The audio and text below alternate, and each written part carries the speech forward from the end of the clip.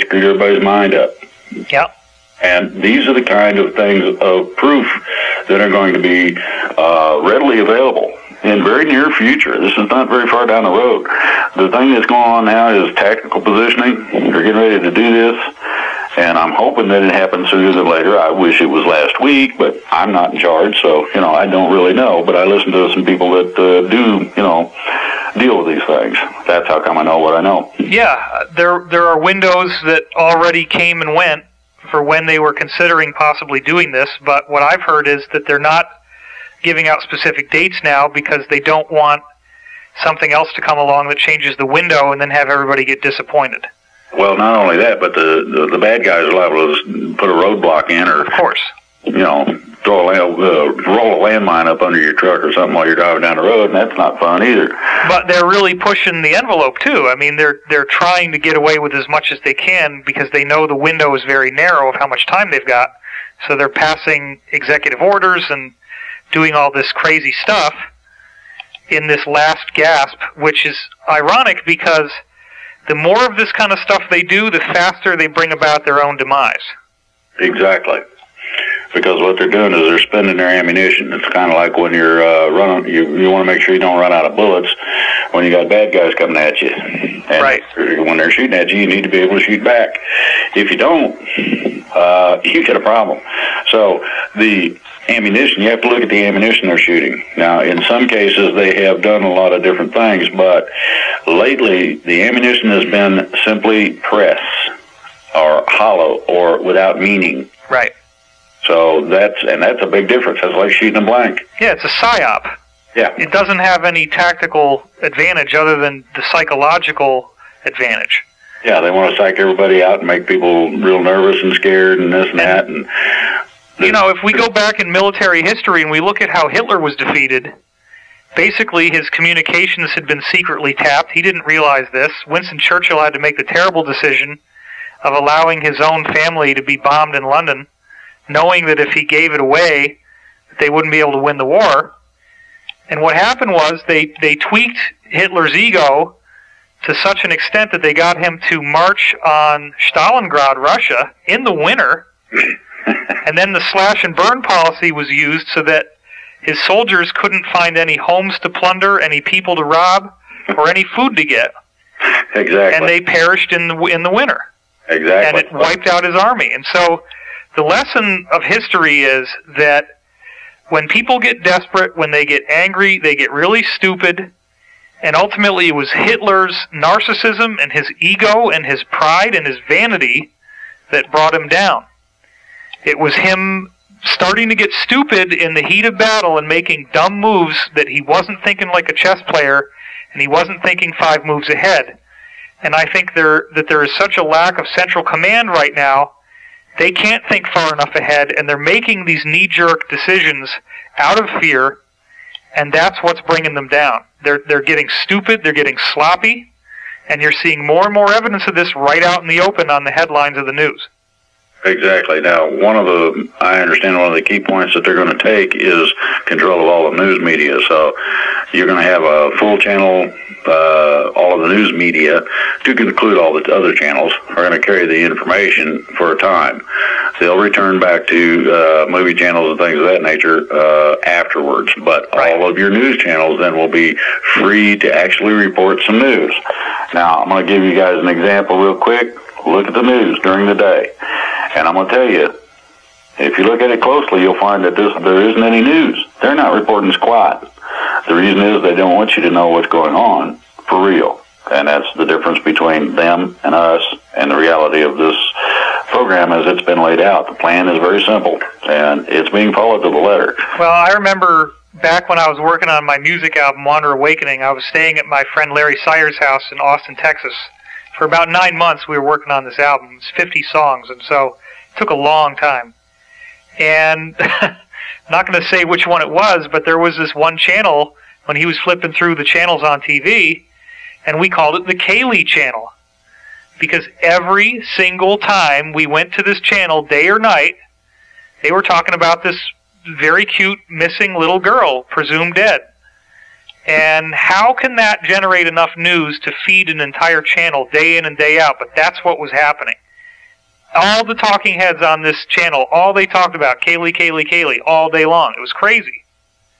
Well, if you want to update that, I would suggest look at the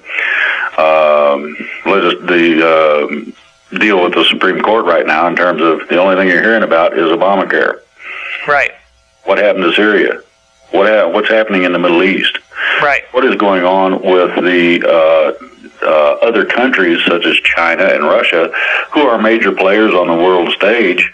Nothing's going on in any of these places according to what you hear on the news. It's only us. And right. Even your usual news from Great Britain is not coming through like it used to. It's beginning to become bland, pointless, and actually newsless. Okay, like I said, they've lost the capability to influence people the way they'd like, and through various means, they're getting ready to take the last or final plunge. And from what I've heard, the tactics are getting ready to happen. So everybody can look for a nice, bright, sunny day right down the road. Well, it's very exciting, and I want to thank you for taking the time out of your valuable schedule to speak with us today. And please let us know when this window starts to come so that we can do the viral maneuvers necessary. I want to be clear that everyone listening to this, I would imagine just about everyone listening to this is going to want to help in some way.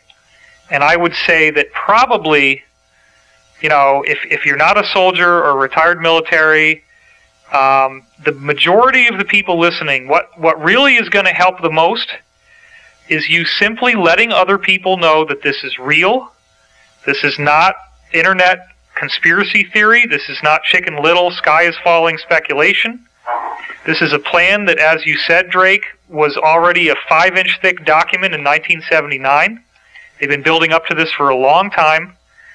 Action is going to be taken. It's too late to be reversed. It's not a question of if, it's a question of when. It will be swift. It will be dramatic. It will be probably the most significant moment in any recorded modern human history. And there is going to be a massive worldwide panic attack in the early stages of it. It's inevitable. People are going to freak out because they've had their heads in the sand. They didn't want to see that there was something bad going on. And it's really important that, you know, everybody who is hearing this, you're the ones who now have the charge. You know about this in advance. You have the insider knowledge of what's coming. And it's really important to help get other people prepared so that they know when this occurs that it's not all of their doom and gloom fears coming true. It's not a coup. It's not martial law. It's not New World Order. And that these people who are doing this are valiantly defending our freedom, and they can be trusted. And at the very, very least, even if you don't trust it, stand by and just watch and see what happens. Because I'll tell you something. If we uncork the bottle of secrecy and all these people that have been fed a lie a day or 10 lies a day or 100 lies a day from every corner, from every magazine, from every television network, when they find out that all that stuff isn't true, how in the world can you ever put the genie back in the bottle? This is something I think all the fear-mongers fail to realize. Once you break this secrecy, once you break the back of the Leviathan, you can't put the genie back in the bottle. Corruption will never be able to fester again because the truth is a weapon that subdues this cabal. They don't want the truth to come out, period, and therefore when the truth does start coming out, that's your sign that they are no longer running the show and that positive changes are happening. Would you agree with that, Drake? Absolutely. And something to remember is don't freak out no matter what's going on. Just sitting there and, you know, kind of watch out the window and see what's happening. You probably won't notice any difference between one day and another, other than that the news will probably go ballistic. Right. Think 9/11, but on a bigger scale, because the news is there to make people freak out. And, you know, when 9/11 happened to me, I'd already been accustomed to having very intense things happen in my life. I was perfectly calm. I drove home, and I proceeded to write articles the whole rest of the night about how I had been publishing dreams that had predicted all this stuff well in advance in very specific terms, including airplanes, economic collapse, all kinds of specific details I already had on my website. And the media tries to make you think that you're in danger, that you're in fear, that there's a threat going on. But I would also imagine that when they realize what's going on and that these things that have been talked about in advance, such as what you and I are doing, are coming to pass, nobody wants to be that guy on the Nuremberg trials who said, "I was just following orders." And that includes the media. Well, a lot of the media is going to be replaced. Just that simple. Yeah, and they're a little too far gone to keep them. So, sorry about that, but you're going to be adjudicated. Now, one of the things I want to say here is that you got a lot of bad guys. Some of them worse than others. Some have done things that human beings shouldn't do at all. Okay, depending upon the level of what they did is the way I would suggest they be judged. Now it's going to be up to us to figure out exactly how nasty we want to get with these guys. However, you might want to consider keeping a few of them around simply so that they can show you what they did, how they did it, so that we can make sure it don't happen or can't happen again, and we can find that little closet that they had specially built into the house where the record boxes are at. There's a lot of advantages to treating people a certain way. Well, and I also want to make it clear that Hitler's actions against the Jews were felt justified by the people because the Jews were blamed for everything that's wrong. Exactly. And in a lot of cases, what you're dealing with when you talk about Illuminati, in truth, is a vast, multinational, secret combination of a huge number of different corporate entities, military entities, governmental entities, everything. Mm-hmm. And there are many, many levels of that hierarchy of people who would be killed if they tried to get out. And in my view, probably the greatest travesty of all in this whole situation is that all these folks on the internet who are into the conspiracy stuff, they're out there thinking that everybody who can have this label put on them is equally culpable and equally evil, when in fact, as a whistleblower named Savali has said from the Illuminati perspective, the majority of these people don't want to be in it, they hate what's going on, they hate doing their jobs, and they would do anything to get out, but they know they would be killed and tortured, and everyone they love killed and tortured if they did. And so you better believe that there's going to be a lot of people who are brave patriots who deserve to be given amnesty and given a chance to testify to what happened in exchange for some degree of clemency so that they can help fish out who the real problems are and be given a chance to reform. I think that it's a fatal mistake for us to embrace a genocidal mindset and slap the word Illuminati on people and think that means they should be put to death, just like the Germans slapped the word Jews on somebody and put them to death. Well, I'm going to give a real simple illustration that everybody should think about. I'm sure everybody's heard about the IRS. Well, yep. I'm sure that everybody has heard about the massive record-keeping process that goes on.